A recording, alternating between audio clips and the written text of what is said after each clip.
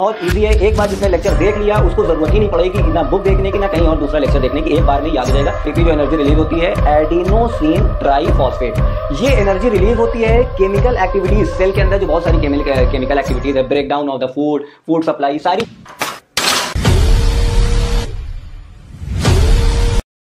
Yes, hello everyone, welcome with another episode of biology. आज बहुत ही important topic हम लोग का स्टार्ट होने जा रहा है। Double membrane bound, single membrane bound cell organelle के बारे में मैंने डिस्कस कर लिया था, तो उसके ऊपर मैं एक बार रिवाइज कर लेता हूँ क्या क्या थे। 4 single membrane bound cell organelle, that is lysosome, Golgi apparatus, endoplasmic reticulum and vacuole. अगर आप लोगों को याद हो तो पढ़ाई चल रही होगी तो ऑब्वियस सी बात है, याद है। कमेंट सेक्शन में बताइए किसको किसको याद था। उससे पहले अब उसके बाद double membrane bound cell organelle हमारे 3 हैं, जैसा कि मैंने बताया था। एक जिसमें से मैं आपको ऑलरेडी पढ़ा चुका हूं, अब आप लोग को पॉज करके कमेंट में बताना है कि किस में मैंने इसको पढ़ाया था। उससे पहले अब उसी से रिलेटेड मेरा एक क्वेश्चन आप लोग से बन जाएगा यहाँ पे कि कौन सी ऐसी चीज़ है जिसके बिना सेल इनकम्प्लीट है, माना ही नहीं जाता है कि ये सेल है। मैंने 3 चीज़ें इम्पॉर्टेंट बताई थी। अगर मेरा प्रीवियस लेक्चर आप लोग को याद हो तो मैंने 3 चीज़ें इंपॉर्टेंट बताई थी जिससे माना जाता है कि हाँ ये एक सेल है, कंप्लीट सेल। वो चीज़ें अवेलेबल रहेगी ही सेल में। पहला हमारा क्या था? न्यूक्लियस, फिर साइटोप्लाज्म, फिर सेल मेम्ब्रेन या प्लाज्मा मेम्ब्रेन उसको हम कहते हैं। ये 3 चीज़ें उसमें खास पाई जाती है सेल के अंदर, तो कंप्लीट सेल मानी। जिसमें से मैंने एक double membrane bound cell organelle जो पार्ट ऑफ द सेल में मैंने पढ़ाया था वो यहाँ पर मेंशन किया था मैंने जब इंट्रो दे रहे थे सेल ऑर्गेनेली का। तो न्यूक्लियस का पार्ट हो चुका है।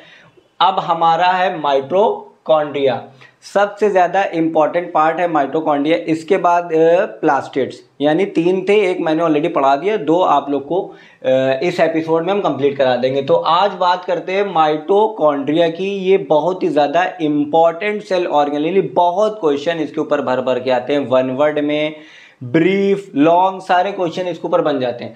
माइटोकॉन्ड्रिया की बात करते हैं तो सबसे खास इसको बोला गया है, ये बहुत इंपॉर्टेंट है। ऑब्वियस लोगों को पता भी होता है कि इसको power house of the cell कहते हैं, यानी ये एक एनर्जी प्रोवाइडर है पूरे सेल के लिए। केमिकल रिएक्शन, जितनी भी केमिकल एक्टिविटीज़ या केमिकल रिएक्शन सेल के अंदर होती हैं उस सब के लिए रिस्पॉन्सिबल है एनर्जी प्रोवाइडर, एनर्जी प्रोवाइड करता है। हाउस का पावर हाउस है, यानी पूरे हाउस को पावर रखता है, कंट्रोल में रखता है अपने, ठीक। 2 मेम्ब्रेन कवरिंग है, मैंने बताया डबल मेम्ब्रेन बाउंड है तो इसके अंदर 2 कवरिंग होगी मेम्ब्रेन की। बात कर लेते हैं outer and inner. Outer membrane diagrammatically पहले आप देख लीजिए, मैं थोड़ा सा किनारे भी हुआ जा रहा हूं ताकि आप इसको नोट डाउन भी कर सकें आसानी से। यहाँ डायग्रामेटिकली आपने देखा जैसा कि ये आउटर मेम्ब्रेन क्या होती है, पोरस होती है, और इनर डीपली फोल्डेड, फोल्ड के फॉर्म में पाई जाती है, यानी फोल्ड होगी। फोल्डेड में क्या होता है कि ये क्या करती थी, create large surface area for ATP generating chemical reaction.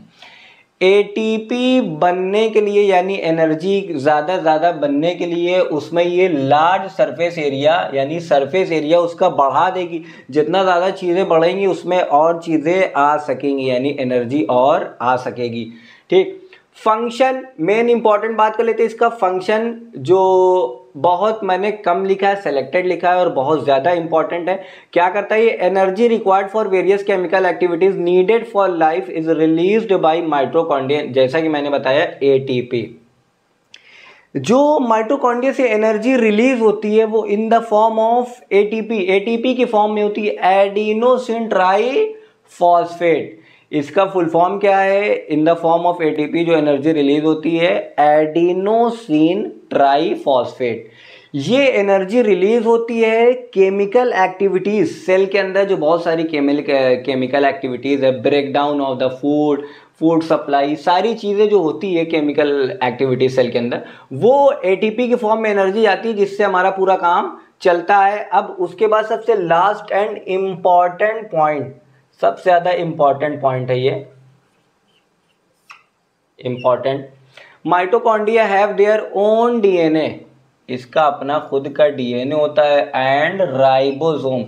आपको मैंने ऑलरेडी बताया था कि राइबोसोम का मेन काम क्या होता है, manufacturing of protein, protein synthesis या प्रोटीन के मैन्युफैक्चर, प्रोटीन को बनाने के लिए राइबोसोम का यूज होता है। इसीलिए therefore mitochondria are able to make some of their protein, protein बनाने में भी ये सक्षम होती है। क्यों? क्योंकि इसके पास अपना खुद का डीएनए और राइबोसोम पाया जाता है।